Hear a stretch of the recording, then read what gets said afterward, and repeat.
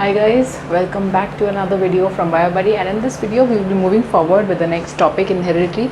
That is, we will be studying about the traits, that is recessive trait, dominant trait, and who discovered all these things for the very first time. And biology में maths आई थी, कौन लेके आया, कैसे लेके आया, how is all these things possible? We will be studying this in today's class. So in this chapter mainly heredity का मैंने एक वीडियो पहले भी डाला है, उसमें हमने बस ब्रीफ इंट्रोडक्शन दिया है about what is heredity, what is inheritance and what are the traits which are being passed on from one generation to another. All these things we have done in that chapter previous video में. ठीक है, तो अब हम चलते हैं next video में, that is about the Gregor Mendel. Gregor Mendel कौन थे? He was an Austrian monk. Imagine being a monk and interested in these things. So उन्होंने क्या डिस्कवर किया था कि एक कैरेक्टर जनरेशन से जनरेशन पे पास कैसे होता है, how characters are transferred from one generation to another.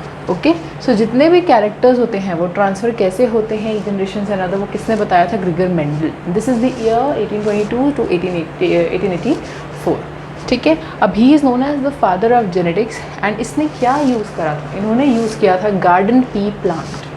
Obviously अगर उनको पढ़ना है कि ऑल दीज जनरेशन्स में कैसे पास ऑन हो रहा है, एक कैरेक्टर दूसरी जनरेशन में कैसे जा रहा है, तो ऑब्वियसली अगर हम पढ़ने बैठेंगे किसी एनिमल में, फॉर एग्जांपल अगर हम ह्यूमन बींग में पढ़ने बैठेंगे तो हम कैसे पढ़ेंगे एक जनरेशन से दूसरी जनरेशन या तीसरी जनरेशन में? How will we observe?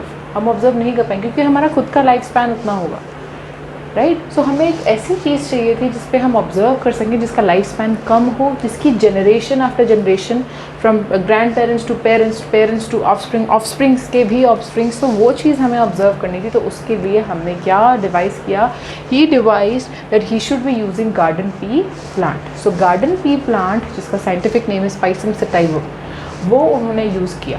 अब इसके 3-4 पॉइंट्स हैं कि why did he use garden pea plant. Obviously हमें गार्डन पी प्लांट उन्होंने यूज़ किया ताकि वो ईज़िली ऑब्ज़र्व कर पाएँ जनरेशन्स को. बहुत सारी अगर वो किसी एनिमल में करते, टाइगर में करते, लेपर्ड में करते, इवन कैट्स में करते, इवन रैट्स में करते, तो उसका लाइफ स्पैन क्या होता है? बहुत छोटा होता है, बहुत लंबा होता है. तो ईज़िली हम जनरेशन्स ऑब्ज़र्व नहीं कर पाएंगे. तो फॉर ऑब्ज़र्विंग जनरेशन्स, बहुत सारी एक के बाद हमें ऑब्ज़र्वेशन करनी है, तो हमें कोई ऐसी चीज़ चाहिए जिसका जनरेशन्स फटाफट आती जाएँ, मतलब उसका लाइफ स्पैन छोटा. ठीक है, तो हमने क्या चूज़ किया? We chose Pisum sativum. अब due to its short life span, वही सेम बात हो गई, ईजीली ग्रोइंग, उसको हम ईजिली ग्रो कर सकते हैं, उसकी लाइफ स्पैन बहुत शॉर्ट होती है, right. And then many generations can be studied. So ये हो गया हमारा why did we choose the Pisum sativum. अब अगला आ गया many generations can be studied. ये भी हमें पता चल गया कि बहुत सारी जनरेशन्स पढ़ने में भी उसकी हेल्प होती है. तो ऑब्वियसली हम ऐसी चीज़ चूज़ करेंगे जिसकी हम ज़्यादा जनरेशन्स ऑब्जर्व कर पाएँ. ठीक है, अब क्या हुआ, इसने क्या चूज़ किया था? 7 कॉन्ट्रास्टिंग कैरेक्टर्स.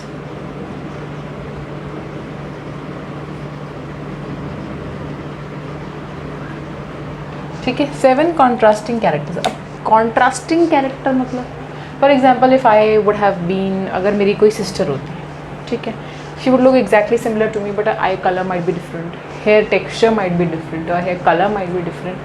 तो हम क्या बोलेंगे कि suppose if my name is suppose Riya 1 and उसका नाम है रिया 2, सिस्टर्स, राइट.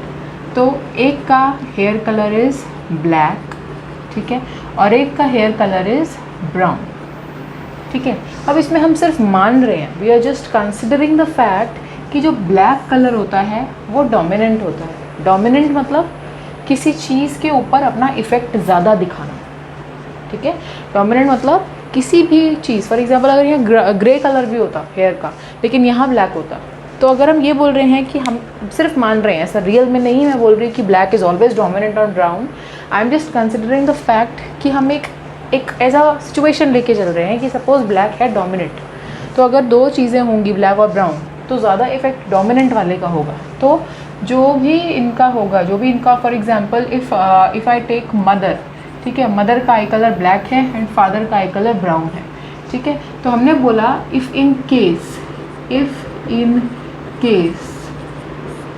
इसको याद रखिए, ये मत बोलना कि हमेशा ही ब्लैक डोमिनेंट होगा, no not, we were just considering it. तो अगर ब्लैक डोमिनेंट है हमारा, ब्लैक डोमिनेंट मतलब किसी चीज़ पे अपना इफेक्ट ज़्यादा दिखाना, और सपोज ब्राउन हम बोल रहे हैं रिसेसिव मीन्स ऑब्वियसली उसका इफेक्ट कम हो जाएगा, ठीक है। तो अगर दोनों में से एक डोमिनेंट है और जो है ब्लैक, तो ऑब्वियसली अगर जो ऑफस्प्रिंग होगा मदर और फादर का, जो बेबी होगा, उसका भी आई कलर क्या हो जाएगा या हेयर कलर क्या हो जाएगा, ब्लैक, ठीक है। तो हमने ये बोला एज अ एग्जाम्पल लेके। अब ऐसे ही अगर हम बात करें पी प्लांट की, तो पी प्लांट में 7 कॉन्ट्रास्टिंग कैरेक्टर्स थे। कौन कौन थे? जैसे कि stem height, it can be toll, it can be dwarf. तो टॉल वाला जो था, जो स्टेम की हाइट थी, वो डोमिनेंट कैरेक्टर था इनका, ठीक है। और रिसेसिव जो था वो ड्वार्फ, ठीक है। फिर आता है फ्लावर कलर, वॉलेट जो है वो डोमिनेंट है, रिसेसिव जो है वो वाइट है। Then flower position, axial terminal, pod shape, inflated and constricted, pod color green, yellow, seed shape round and wrinkled, seed color yellow and green। तो जितने भी इस साइड हैं, हमें ये याद रखना है कि ये जो थे ये सारे के सारे क्या थे, डोमिनेंट।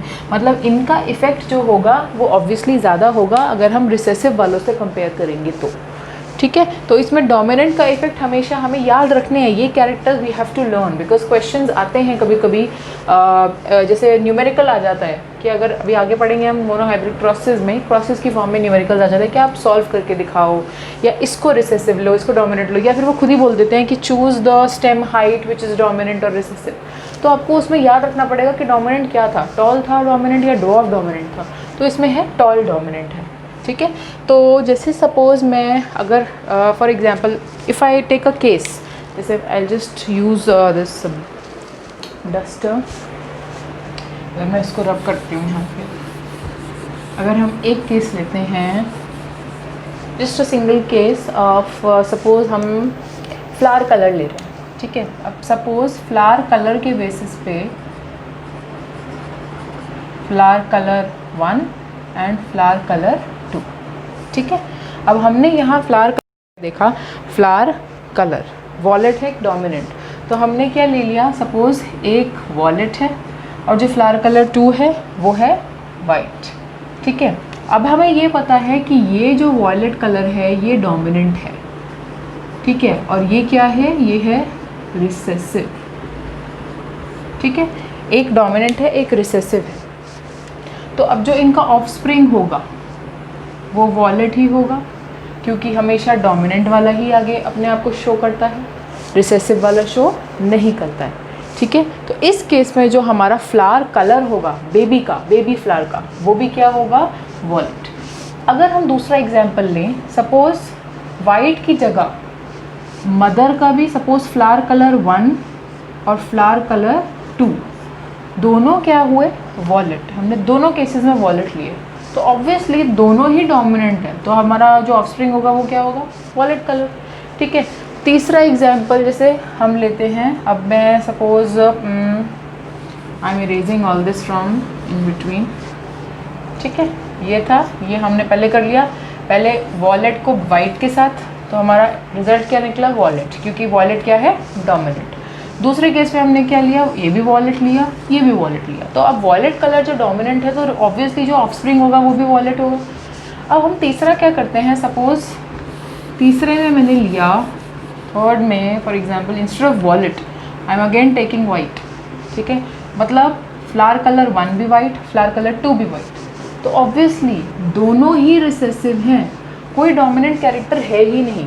तो बच्चे के पास क्या जाएगा, again the offspring will have white colour, क्योंकि यहाँ पे तो कोई चांस ही नहीं है कि वॉलेट कलर आ पाए, because both the parents are having white colour. दोनों के पास रिसेसिव अलील है, दोनों के पास रिसेसिव है, दोनों रिसेसिव है, वाइट कलर रिसेसिव ट्रेट है, तो ऑब्वियसली क्या आ जाएगा, वाइट ही आएगा। तो हमें ये केसेस याद रखने हैं कि हमेशा हमें ये याद रखना है कि अगर डोमिनेंट के साथ रिसेसिव है तो जो ऑफस्प्रिंग होगा वो डोमिनेंट ही होगा, ठीक है। फिर हम आते हैं डोमिनेंट के साथ, अगर डोमिनेंट है तो ऑब्वियसली वो डोमिनेंट ही हो, लेकिन अगर रिसेसिव के साथ रिसेसिव है तो वो क्या आएगा, रिसेसिव।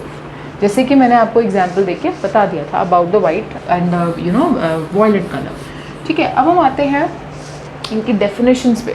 सपोज लिखने को आया कि what is dominant trait and what is recessive trait, तो हमें ये याद रखना है कि डोमिनेंट ट्रेट क्या होगा it expresses itself in the presence और एब्सेंस ऑफ रिसेसिव ट्रेट।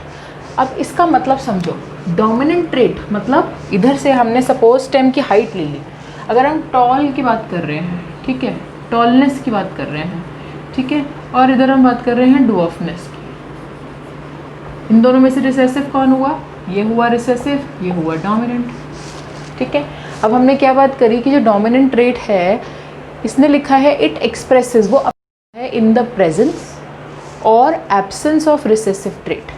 अब अगर ये रिसेसिव ट्रेट एब्सेंट होता भी, यहाँ प्रेजेंट नहीं भी होता, अगर इसकी जगह यहाँ डोमिनेंट होता, तो भी टॉल और ड्रॉफ अगर हम दो करते तो जो ऑफस्प्रिंग होता वो टॉल ही होता ना।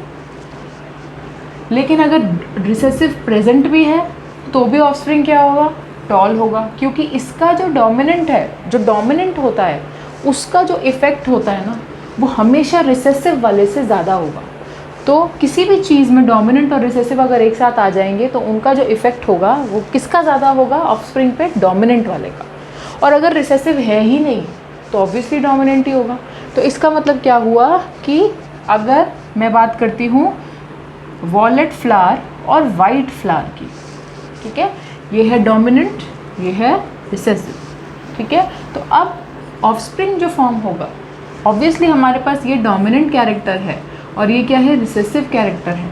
तो डोमिनेंट और रिसेसिव में से कौन आगे जाएगा? डोमिनेंट। डोमिनेंट क्या है हमारा? वॉलेट, है ना। तो वही बात हो रही है। अब हम बात कर रहे हैं कि अगर प्रेजेंस में हमने बता दिया, एब्सेंस, एब्सेंस में भी हम हटा दें, सपोज यहाँ पे हम W की जगह वॉलेट लगा दें, ठीक है, ये भी क्या हो जाएगा? डोमिनेंट। तो ऑब्वियसली हमारे पास रिजल्ट फिर से सेम आएगा। तो जब भी एक ऐसा ट्रेट अपने आप को एक्सप्रेस करता है इधर इन द प्रेजेंस और एब्सेंस, उसको कोई फ़र्क नहीं पड़ता। अगर रिसेसिव प्रेजेंट भी है तब भी डोमिनेंट एक्सप्रेस होगा, अगर रिसेसिव एब्सेंट है तो भी डोमिनेंट एक्सप्रेस होगा, ठीक है। दूसरी बात हम आती है रिसेसिव ट्रेट। अब रिसेसिव ट्रेट क्या होता है? It expresses itself only in the absence of dominant trait. अब इसको हम कैसे समझेंगे?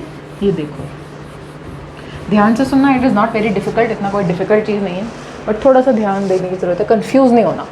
रिसेसिव मतलब जिसका इफेक्ट, अब अच्छा एक चीज़ let me just clarify first, masking होती है एक चीज़, मास्किंग। मास्किंग क्या होता है कि डोमिनेंट ट्रेट जो होता है ना, वो कभी भी रिसेसिव को एक्सप्रेस नहीं होने देता। जहाँ भी डोमिनेंट प्रेजेंट होगा वो रिसेसिव को क्या करेगा? एक्सप्रेस नहीं होने देता, ठीक है। तो अब क्या हो रहा है?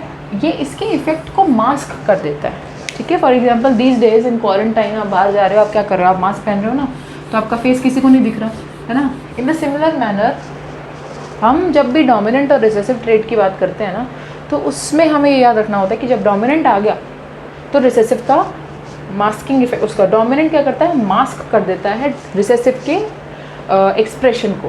रिसेसिव अपने आप को जितना मर्जी एक्सप्रेस करना चाहता है, डोमिनेंट उसको एक्सप्रेस नहीं होने देता, क्योंकि वो उसके इफेक्ट को मास्क कर देता है, मतलब रोक देता है, ख़त्म कर देता है, कवर अप कर देता है।